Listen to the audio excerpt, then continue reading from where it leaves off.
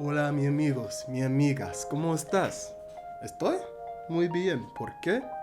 Es el día de Chainsaw Man. And let me stop speaking Spanish, however. Yeah, I'm hype. Chainsaw Man, chapter 99. But before I get into the video, anybody else's feng shui just thrown off a little bit this week? Like, this whole Shonen Jump thing with releasing the Sunday chapters on Monday really threw me for a loop. I know there's probably some real world justification for that, however. Yeah, I don't know. I'm here 2 days in a row. Let's get to it, baby.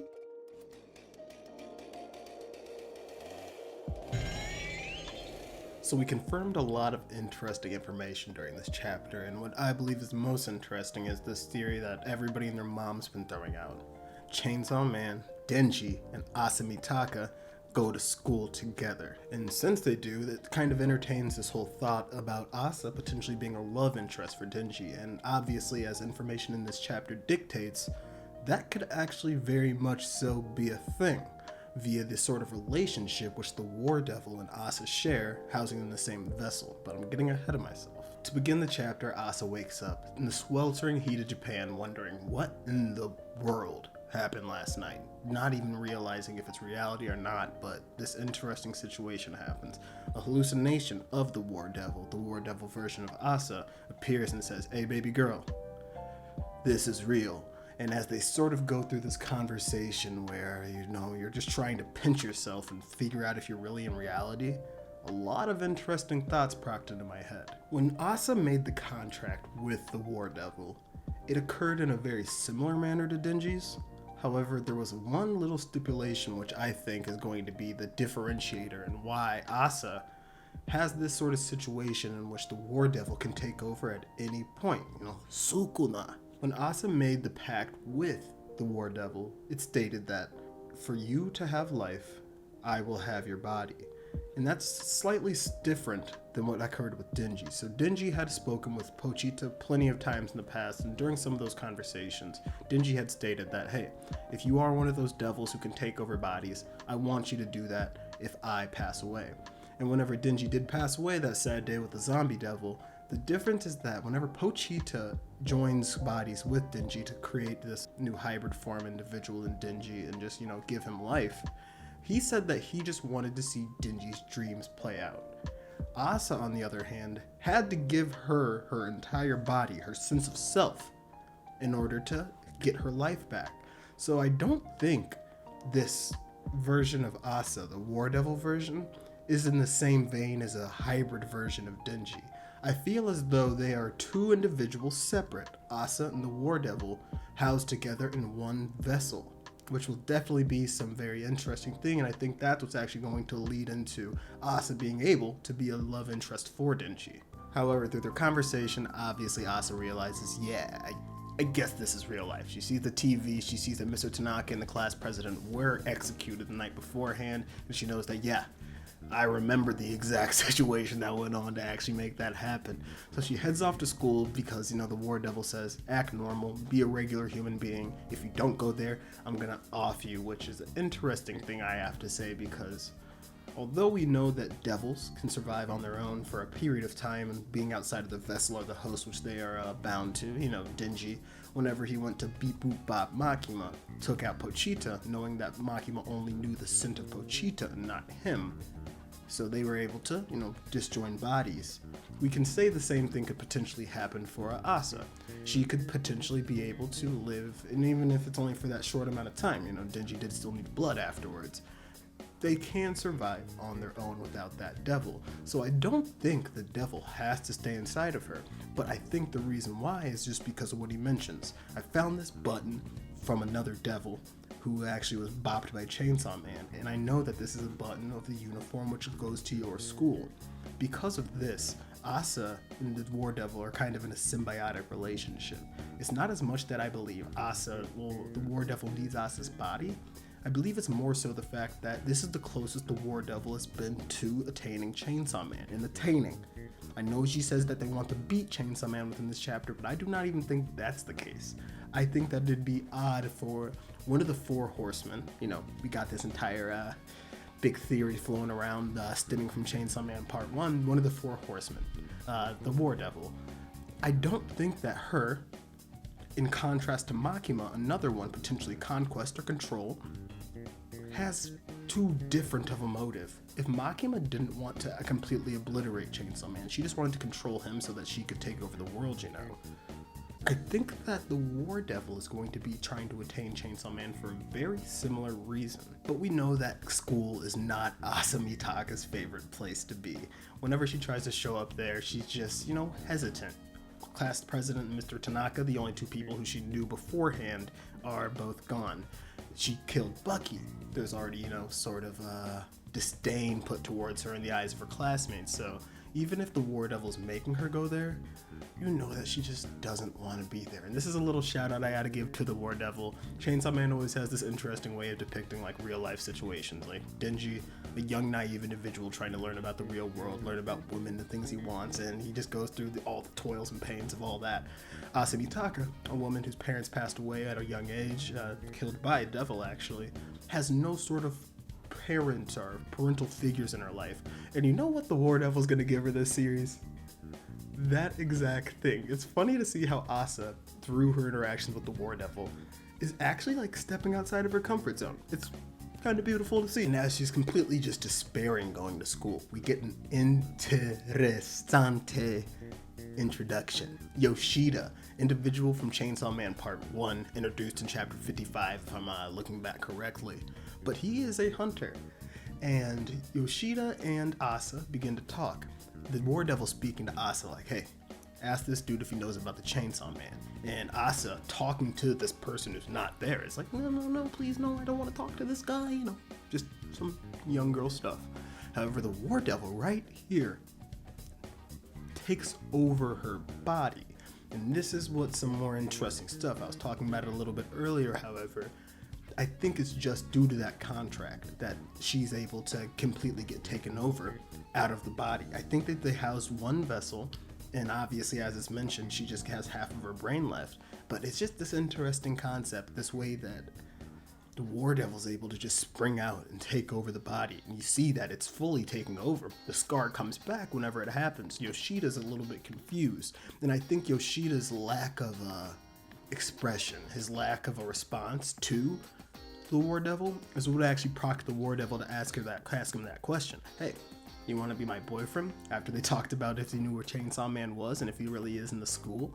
And it's interesting. I wonder what Yoshida's going to get up to.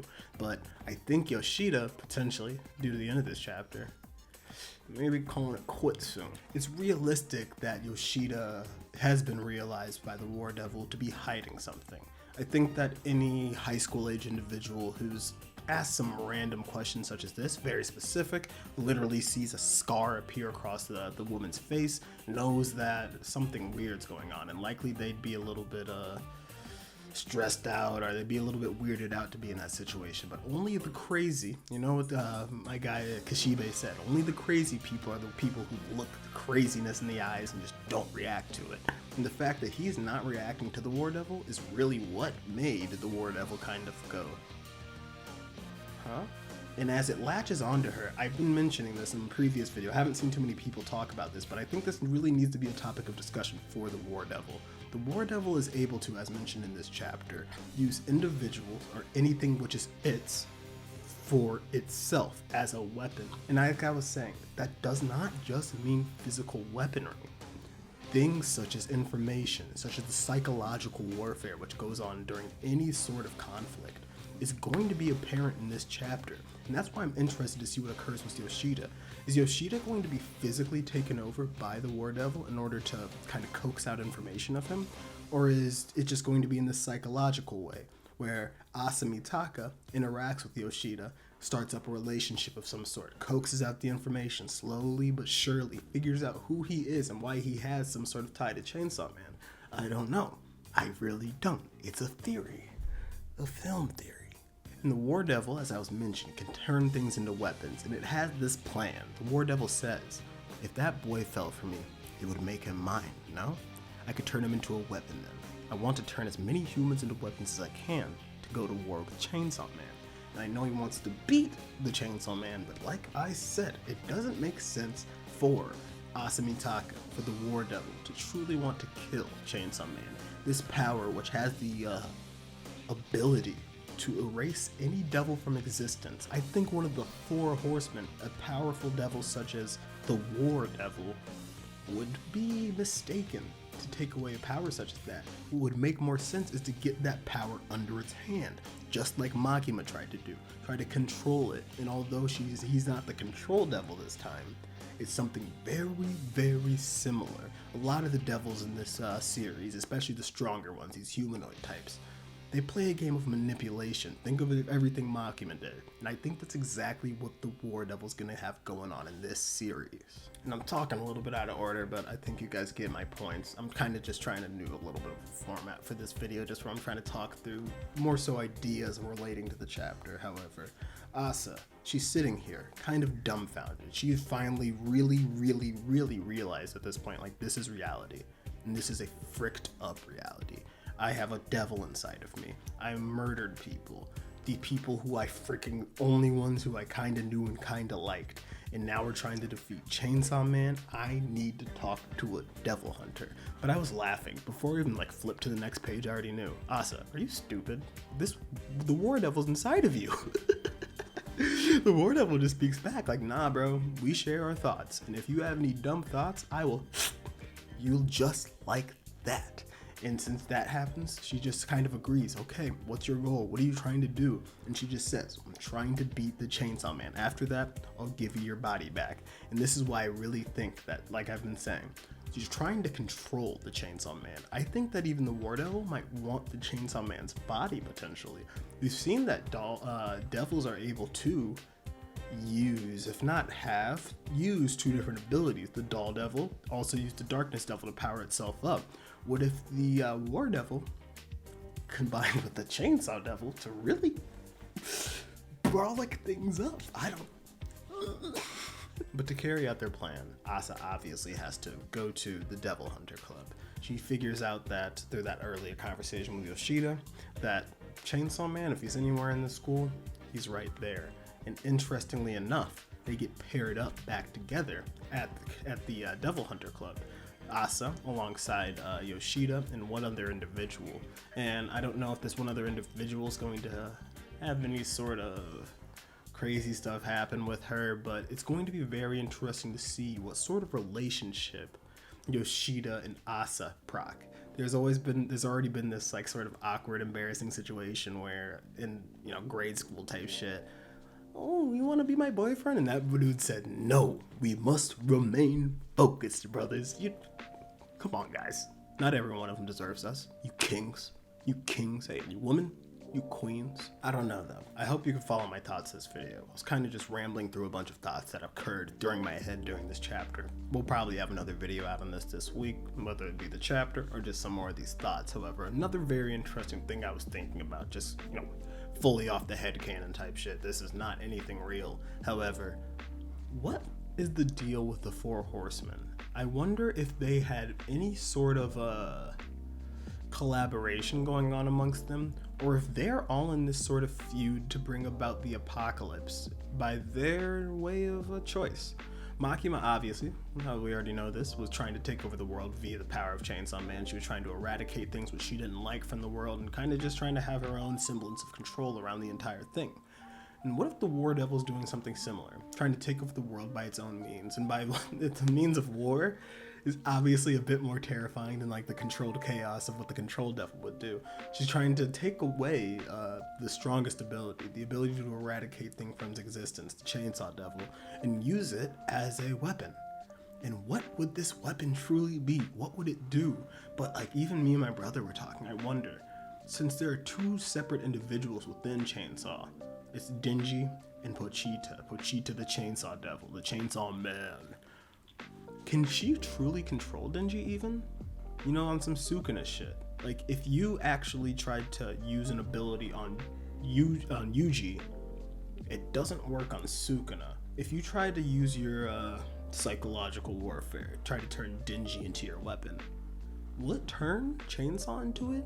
Or will Pochita, trying to see his dreams, which may not have fully been realized at this point, come out in the full intestine Chainsaw fit? Like, will he come out there and murk things like full strength Sukuna, if you know what I mean?